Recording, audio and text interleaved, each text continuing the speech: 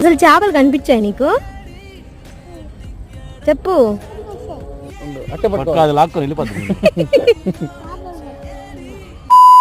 General గా మనం ఏ temple కి వెళ్ళినా గర్భగుడిలో ఉన్న విగ్రహం తూర్పు వైపుగా ఉంటుంది. కానీ శ్రీ తల్పగిరి రంగనాథ స్వామి టెంపుల్ లో విశేషం ఏంటంటే ఇక్కడ గర్భగుడిలో ఉన్న విగ్రహం దక్షిణం వైపుగా ఉంటుంది. ఎందుకంటే ఈ విగ్రహం ఇక్కడ వెలిసింది కాదు, ఎక్కడి నుంచో నీళ్ళలో కొట్టుకొని వస్తే ఇక్కడ టెంపుల్ కట్టారు. గర్భగుడిలో ఉన్న శ్రీ రంగనాథ స్వామి చూడటానికి మహావిష్ణువు లాగే ఉంటారు. ఈ temple back side Penna barrage ఉంది. లిటరల్లీ గైస్ చూడడానికి ఎంత బాగుందంటే చాలా ప్లెజెంట్ గా ఉంది. అసలు సన్సెట్ చూడాలంటే ఇక్కడికి వెళ్లాల్సిందే. మరి ఇషాన్, ఇది బీచా?